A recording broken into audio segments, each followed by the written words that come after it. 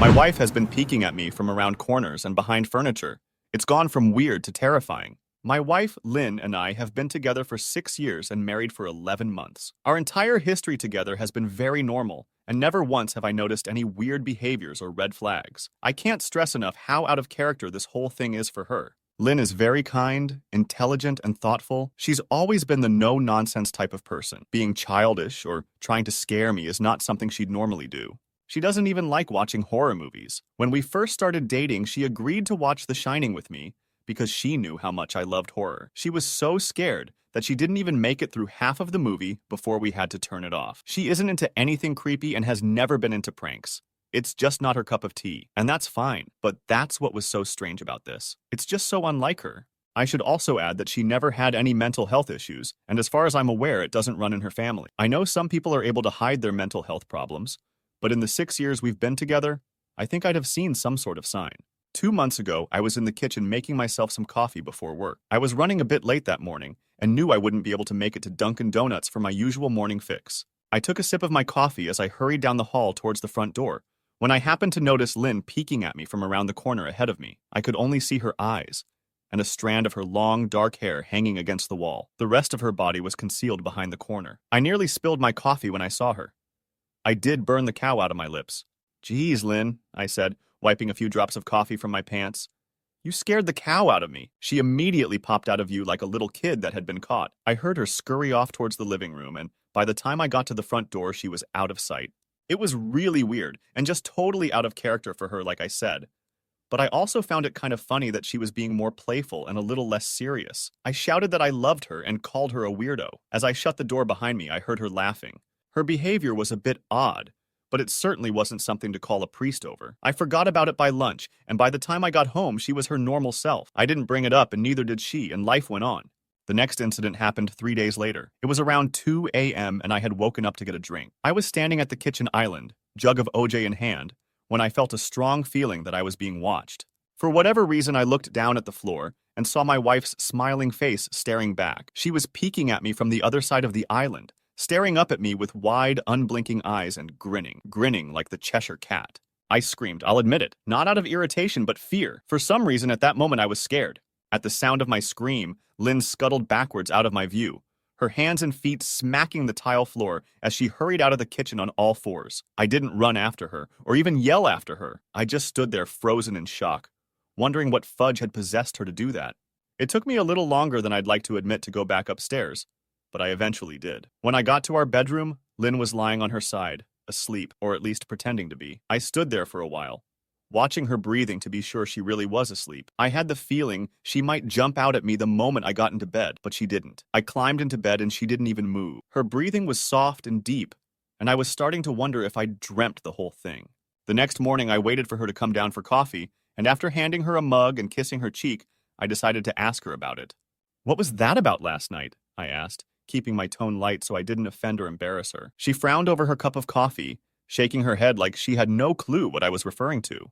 "You were peeking at me again from over there," I said, pointing to the spot on the floor by the kitchen island. She followed my gaze, and when she looked back at me, she burst out laughing. She laughed so hard that I couldn't help but join her. "You creep me the fudge out sometimes, you know that?" I said. She giggled and set her cup on the counter and wrapped her arms around my neck. "You creep me out all the time, so I guess we're even," she teased. We said our goodbyes and left for work. As I drove, I kept thinking about how creepy it had been seeing her grinning at me from behind the island like that. The sounds her hands made on the floor as she crawled away. I told myself she was just trying to be silly, just trying to join me in my love of all things horror. It's not like I was afraid of her, but it still didn't sit right with me. I started seeing her peeking at me more and more. Sometimes she'd be peeking out from behind the couch or living room curtains. Once she even managed to get inside her grandmother's old trunk that sits at the foot of our bed. I might not have even known she was there at all had the trunk's old hinges not given her away. She'd had the lid propped up just enough so that only half of her face peeked through. She'd been grinning like an excited toddler. It was unnerving. I didn't even know what to say to her. All I could do was stare. When I finally found my voice, I asked her why on earth was she doing this. She didn't answer, but she had slowly closed the lid, shutting herself inside the trunk. I just walked away, feeling disturbed. I didn't understand why she was doing it, but it clearly made her happy. I just hoped she would tire of the game quickly. Lynn didn't peek at me for the next 2 weeks. I started to think she was done with her weird prank, and I was relieved. We were watching a show on Netflix one night, and I jokingly said that I hadn't seen her peeking at me lately, and that she must have given up on her spy game. She looked up at me with a small smile and said, "Maybe I've just gotten better at it." I didn't say anything, but I wondered whether or not she was joking. For the next few days, I couldn't stop thinking about what she'd said. Was she still peeking at me when I wasn't looking, and I just hadn't noticed? And if so, what the hell was she getting out of this? I started to feel paranoid, constantly checking whether she was watching from around the corner or behind a door. I was jumpy whenever I was home and she wasn't in full view of me. I felt stupid and a little crazy. But after a few weeks without another incident, I began to relax. I stopped checking behind furniture and walls and told myself it was just a bad memory. Then a few days ago, things got so much worse. Lynn left to go to a friend's, and I lounged on the couch and played a couple games on my laptop. Around 9 p.m., I hopped in the shower, and as I was washing the soap from my hair, I felt that awful feeling that I was being watched. I slowly opened my eyes and almost had a fudging heart attack. Lynn was peeking from behind the shower curtain, her entire head stretched into the shower, leaving just her body outside. Her long dark hair hung against the curtain, the ends dripping with water. Her mouth hung open in a terrible grin, eyes wide and red as if she hadn't blinked in a while. I screamed and jumped back against the wall. She didn't move, nor did her smile waver. Her makeup ran down her cheeks in 2 black streaks. She looked giddy and completely deranged. I was fudging terrified. We stood like that for a few moments, neither of us saying a word. Finally, after what felt like forever, she slowly pulled her head back out of the shower, and I watched her blurry figure through the curtain as she moved backwards towards the bathroom door. A second later, the bathroom door slammed shut, hard enough to rattle the mirror. I screamed again and jumped out of the shower to lock the door. I stayed inside the bathroom for over an hour. Maybe I overreacted to some of you, but joke or not, I wasn't going to put up with the crazy cow anymore. That's what I kept telling myself as I paced in my bathroom, stopping to listen at the door every few minutes. Suddenly, I heard a muffled sound, and I pressed my ear against the bathroom door, straining to listen. I couldn't hear anything, but I envisioned Lynn standing on the other side of the door, giggling at her joke. I felt a surge of anger. I was beyond pissed at being made to feel scared in my own house and made to hide in the bathroom for an hour. All for what? Some joke? If it was a joke, it was an awful one. "What the fudge, Lynn?" I snapped. "This cow is getting really fudging annoying." I waited for her to apologize or to call me a jerk, but instead, I heard a faint moan. So quiet I wondered if I heard it at all, and then complete silence. "Lynn?" I called out, not able to even hide the shakiness in my voice. I got no response. Just my own heavy breathing. "I swear to God, just fudging stop it!" I yelled, pounding my fist on the door. I waited for her to cuss me out. Something I would expect from me talking to her like that. I never screamed at her before, but there was nothing. Just the occasional drip from the shower head. I won't deny that I was scared, too afraid to open the damn door and face my own wife. I waited another 30 minutes or so, which feels like a fudging lifetime when you're scared. Finally, I decided I wasn't going to spend the night hiding in my bathroom. So I got down on my knees and peered under the door. I almost expected to see her face peeking back at me, but thankfully I didn't. I could see straight down the hallway to the top of the stairs, but no Lynn. I didn't know if I should be happy about that or not. I looked for a few minutes, waiting to see her head pop up over the top step, but it never came. I stood up, my hand hovering over the door, and mentally prepared myself to open it. I slowly turned the lock with shaky fingers and was about to yank it open when I heard a sound that still makes me feel nauseous when I think about it. A moan, louder than before, but this time I was able to tell just where it was coming from. I turned my head to the closet door as if in slow motion, and locked eyes with my wife, who was peeking out at me from the slight gap. Her eyes were still wide as ever, and her mouth was hanging open in the most grotesque, gaping smile I'd ever seen. I didn't even scream. I was too scared for even that. Her hands were clasped to her chest, body trembling with sheer delight, as if she could barely contain her excitement. A short, raspy moan bubbled up from her throat, deep and raw, sending a shiver through my entire body. Somehow, I found the ability to pull the bathroom door open and ran as fast as I could all the way down the steps, snagging my keys and phone from the table in the living room before running outside to my car. I could hear her shrill laughter behind me, but I didn't hear her getting closer. I didn't bother shutting the front door. I drove away from the house faster than I legally should have, shivering the entire time, either from fear or the cold, maybe a little of both. I hadn't grabbed a coat or even a pair of shoes. I was still in my boxers and my hair was still damp. I drove straight to my brother Chris's house about 40 minutes away, ignoring any and every call and text I got. I didn't check my phone until I was safely parked in my brother's driveway. Lynn had called 4 times and sent a flurry of texts,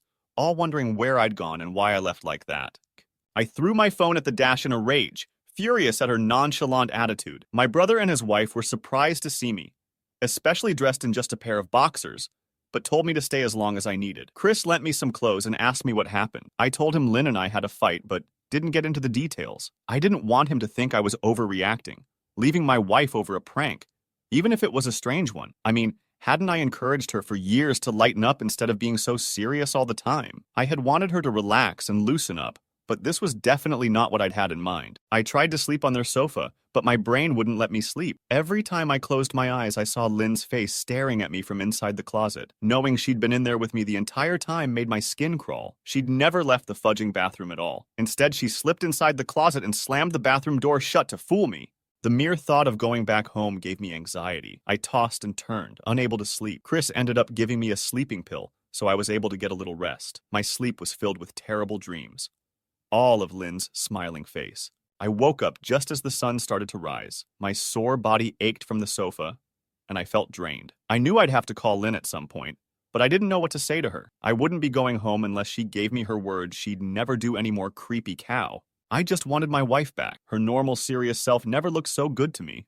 I was contemplating calling her and telling her that, when that familiar feeling came over me. I was being watched. I was staring at the ceiling, my heart in my throat. I didn't want to look away, but the longer I ignored the feeling, the worse it got. My eyes drifted away from the ceiling almost on their own. Her face was pressed up against the window beside the couch, staring down at me with that same gaping smile. Drool dribbled down her lips, leaving 2 long streaks down the glass. I didn't know how long she'd been there, but something told me she'd been there quite a while, possibly all night.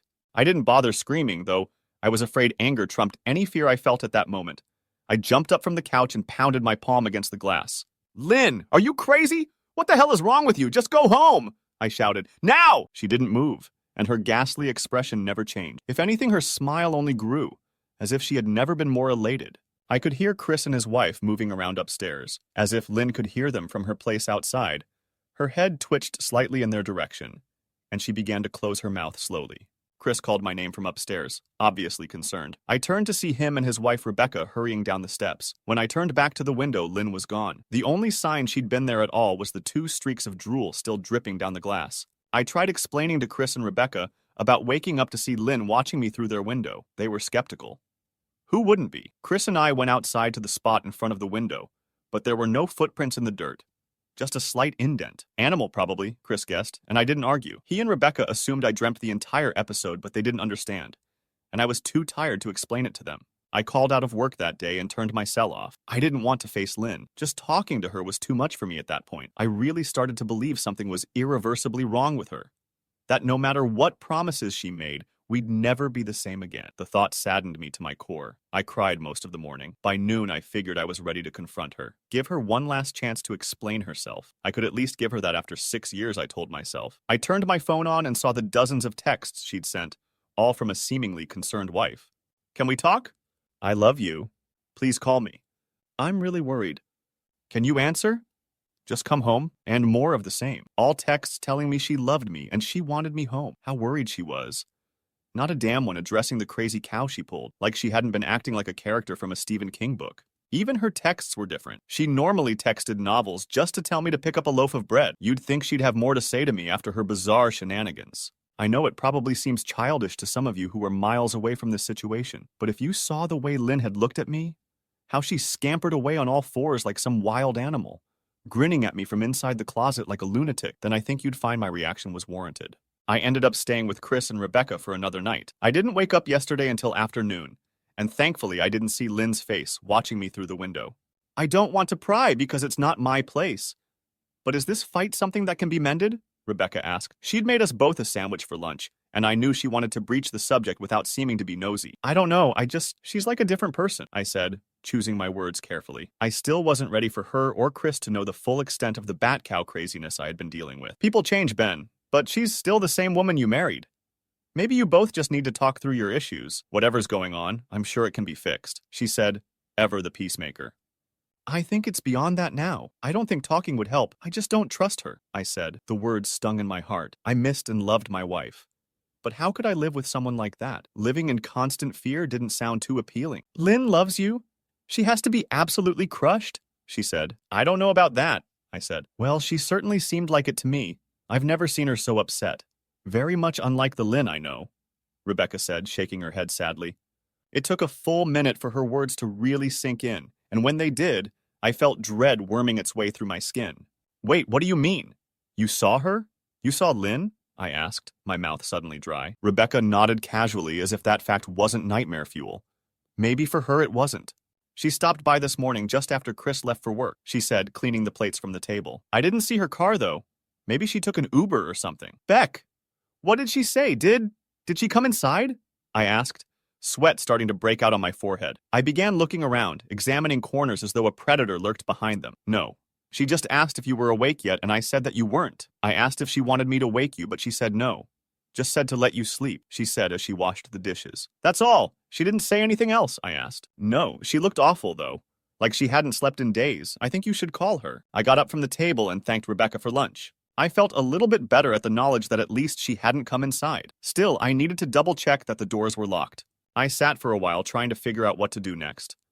I didn't want to go home, but I felt that I owed it to Lynn to help her if I could. Hadn't I swore an oath to love and honor her through sickness and in health? Clearly, she was very sick. If she was sick, which I truly believed she was, I had to try and get her the help she needed, but I didn't even know where to start. I didn't want to call the police. And besides, what the hell was I going to tell them? That my wife was peeking at me? That she was being creepy? As bizarre as she'd been?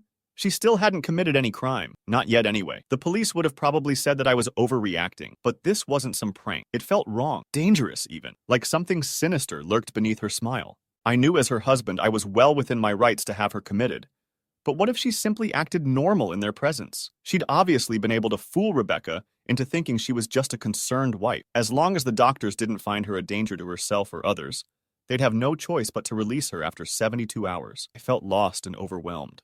So I did what any husband in my position would do. I called her mother. I didn't want to, believe me. Her mother, Marianne, and I were never on the best of terms. We'd never fought or anything like that. She just wasn't a very warm person and wasn't really easy to get along with. She hardly ever smiled, and when she did, only her lips would move into a thin-lipped smile, leaving her eyes as blank as before. She gave off this aura that felt like she was permanently on the offensive. I'd only met her twice, and both times were for such short visits. I got the impression she didn't approve of me for her daughter. Lynn always ushered us out quickly, as she didn't want me to feel uncomfortable, which I was grateful for. Being in her mother's company felt almost unbearable, like walking on glass. I was glad when we moved 3 states away so we didn't have to see her often. I was happy to avoid the woman, but I needed her help. I really didn't want to talk to her at all, but I had to talk to someone, and someone who knew Lynn better than I did, so I grit my teeth and did what I had to. Yes? She answered, already sounding irritated. Marianne, it's me, Ben. Do you have a minute to talk? I asked. I could hear her cluck her tongue in irritation. I'm in the middle of writing some checks, but if you insist, I suppose I can spare a moment. What is it that you want to discuss, Benjamin? She said, coolly. It's about Lynn. She's been acting strangely, and I was wondering if you had any idea whether there was something. I was quickly interrupted. It's a bit difficult to follow your rambling, Benjamin. What is that you want from me? She asked. I could almost see her standing there in her thin sweater and slacks, tapping her fingernails impatiently on the table. I wanted to know if you'd ever noticed any odd behavior? Or possibly any mental health issues? I asked. There was a long, uncomfortable pause that I couldn't tell was because she was just thinking or something else. Finally, after a few seconds, she spoke. I'm not sure if this is one of your jokes, Benjamin, but if so, I don't find the humor in it. Now, I do have business to attend to, as I've said, so if you don't mind, she said, but I cut her off before she could get rid of me. Marianne, it's not a joke. I'm sincerely concerned about Lynn's mental health. Her behavior has been very erratic lately. I'm very worried about her, and I figured as her mother you would be as well, I said, my frustration evident in my voice. If you're truly concerned, then I suggest you get the health professionals involved. I don't know what you expect of me, she snapped. I could tell she was seconds away from hanging up, and for some reason I was desperate not to let her. I had the feeling that she knew a lot more than she was letting on. Please, if not for me, do it for Lynn. I tried. I heard a faint, shaky intake of breath, as if she were trying to hold her steely persona together, but failing. Marianne, I started.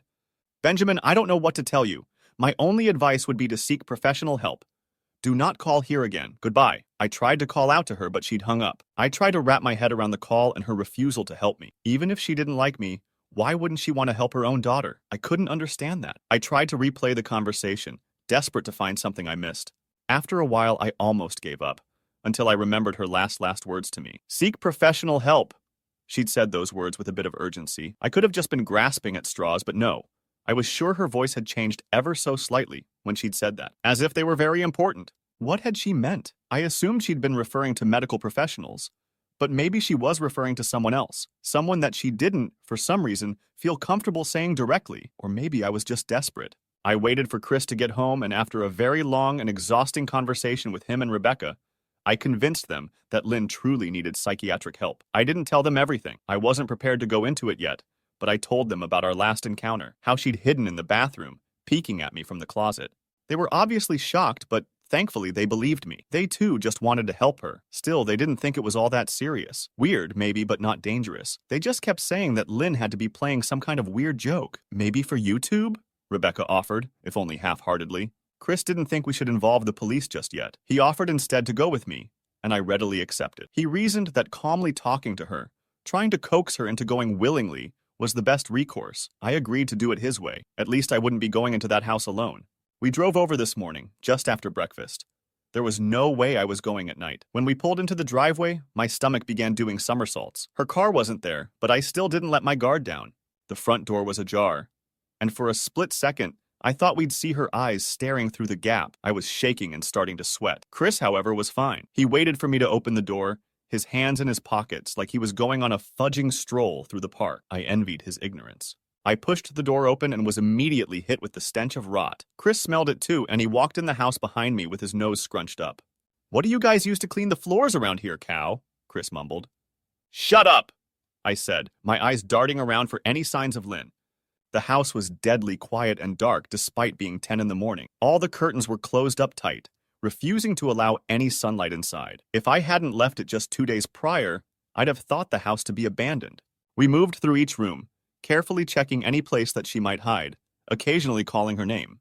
"Why the fudge are you looking under the couch?" Chris asked eventually. "Aren't we looking for your wife?" He was looking at me like I was a moron. "Let's just go upstairs," I whispered. He shook his head, but followed me up the stairs to check the bathroom and spare bedroom. On the way up, my shoes crunched over pieces of glass that looked to be littered over a few of the steps. I noticed that one of Lynn and my wedding portraits that hung on the wall along the staircase had been smashed. The frame hung crookedly, all the glass removed. I stared at the picture, a lump forming in my throat. We had taken the photo just after leaving the church, after saying our vows. She looked so beautiful in her white gown. I looked at Lynn's beautiful face. I never dreamed her face would ever be a source of terror for me. We climbed the rest of the steps and checked the spare bedroom, but it looked completely untouched. I was hesitant to go into the bathroom, my fear from that night coming back to me all at once. Chris noticed and offered to go in by himself, but I couldn't let him do that, so we walked in together, checking the closet and the shower. The bathroom looked as if it hadn't been touched since the night I left. "I don't think she's here, Ben. Why don't you pack some clothes and we'll try coming back tomorrow or something?" Chris said. I nodded and went into our bedroom and shoved some clothes into a duffel bag. When I checked inside our closet, I came across the source of the smell and gagged. Chris took one look and lost all color in his face. He had to go stand by the stairs to get away from the sight and smell. I gazed down in shock at what lay inside my bedroom closet. Soaking into the rug were at least a dozen eyeballs, all carefully laid out in pairs. Some were as large as a quarter, while others were as tiny as a marble. I stared down at the eyes she'd collected from small animals, and I wondered how she'd gotten them, and shuddered at the thought.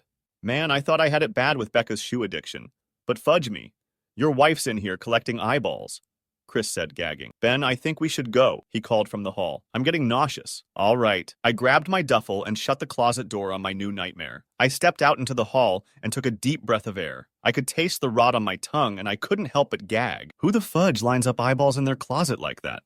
Chris mumbled. I tried to tell you she needed help, I said. She doesn't need help, Ben. She needs a fudging exorcist, he said. You coming or what? I can't stand the smell any— His words died in his throat, and his eyes grew wide with fear. I didn't ask him why. I could feel it. Someone was watching me, and I didn't think it was the eyes in the closet. I turned around, my eyes slowly scanning the bedroom. Christ, I whispered, as I finally saw what we'd missed. Under the bed, curled on her side, watching us with the excitement of a kid on Christmas morning, was my wife. She held her hands together just under her chin, and they were shaking eagerly. Now that she knew she'd been found, I could hear the quiet noises she was making, a sort of hiccuping sound in her throat, as if the excitement was just too much for her. It was unnerving to say the least. Wide eyes, and that same huge smile. Everything in me told me to run, but I forced it away. This was my wife. No matter how twisted, she was still the woman I married. I had to help her. Lynn, I said softly. She didn't respond, but her head bobbed back and forth in two quick little movements as if she were nodding. Baby, I just want to help, okay? Can you let me do that? I asked. I had taken a single step forward, approaching her like some kind of dangerous animal. I love you, Lynn, I said softly, taking another step closer. She let a tiny moan escape her wide open mouth, and I had to resist the urge to run. Her shoulders were starting to quiver, and her eyes grew as large as saucers. I crouched down so I could see her better, and immediately saw the blood. Her hands were covered in it. They trembled more the closer I got, as if she was barely able to contain herself. Lynn, are you hurt? You're bleeding, I said. She bobbed her head again, her bloody fingers moving up and down as if playing an invisible piano. They occasionally grazed her chin, leaving smears of blood on her skin. I wanted to recoil in disgust. The smell that was coming off of her was revolting. I could feel the vomit trying to climb up my throat. Her lips were dry and stretched thin, blood seeping between the cracks. I knew she wouldn't come out on her own, but I didn't want to leave her in the state she was in. I scooted closer and reached out to her. The excited hiccuping sounds got louder, and her hands shook, fingers flexing. It was then that I could see the blood oozing from in between her fingers. Oh my God, Lynn! You're bleeding, I said. Instinctively, I reached out to take her hand, but before I could even touch her, her hand sprang out towards me. A sharp pain shot through my arm, and I fell back on my ass. My arm burned, and I could see the blood dripping down onto the carpet. I looked back at her in shock and saw her grinning madly, her fingers clutching a large shard of glass. You all right in there? Chris asked from behind me. I turned my head slightly and nodded to him, cradling my arm to my chest. When I turned back to face Lynn, I saw that her focus had shifted. She wasn't looking at me anymore, and she wasn't smiling anymore either. She was staring past me, her eyes glaring at Chris the way a hungry lion might stare at an antelope. Her mouth was still hanging open, but it was twisted into a snarl. I got to my feet and began walking backwards down the hall, afraid to take my eyes off her. Are you bleeding? Chris asked. The moment the words left his mouth, Lynn started fast scooting out from under the bed, the glass shard still in her fist. Chris, run! Go! I yelled. He must have been too afraid to move, because a second later I felt my back bump into him. He was still standing at the top of the stairs, staring at the horror that was my wife. Lynn had crawled completely out from under the bed and stood in the bedroom doorway, her face twisted in rage. Her whole body was visibly tense. Blood ran down her fingers and onto the floor. Jesus, Lynn, Chris said. You, playing hide and seek? I reached back and pushed him towards the steps. Move your ass, Chris, I said as quietly but firmly as I could. Lynn bobbed her head in fast, sharp motions and began to grin, stretching her mouth open wider and wider so that her chin seemed to touch her chest. I heard Chris mutter a prayer, and then he was running down the stairs. I stood at the top of the steps, stuck between the love for a woman who clearly needed serious help and self-preservation. I only want to help, I said, choking back tears. Her eyes focused on me once again as she slowly lifted the glass, holding it out in front of her. And then she started sprinting towards me, grinning with utter excitement. Thankfully, my body took over, and I flew down the stairs, skipping 2 or 3 at a time. I made it to the front door before I felt her leap onto my back, wrapping her arms around my neck, her open mouth next to my ear, so that I could hear those terrible hiccuping sounds up close. I shook her off me, knocking her to the floor. I felt a searing pain in my back as she went, but I tore open the front door and bolted to my car. Chris was standing in the front yard, talking on the phone with the police. I didn't say a word. I just ran to my car and jumped in. Chris took the hint and followed me, still on the line with 911. I watched the rearview mirror, sure I'd see her there, running after us, but I never did. I went straight to the ER and got 11 stitches in my arm and 3 on my back. The police asked a lot of questions and went back to the house to do a search, but of course, Lynn wasn't there. They advised me to stay with a friend or relative for a while and to file a restraining order as soon as I could. But none of those things would matter. Somehow I just knew. I dropped Chris off at home and went to a motel an hour away. I wanted to put as much distance between me and Lynn as I could. This is where I've been for the last 4 hours. I thought maybe the police would find her. Maybe they'd get her the help she desperately needs. But now I don't think so, because 40 minutes ago I got a text from an unknown number. Just 3 words. I found you, and a picture attached. The picture was dark and grainy, but I instantly knew what it was. There was no mistaking my wife's eye. I started typing this out immediately after. I don't know what to do. I'm alone and scared, and I can't help but feel that I'm being watched.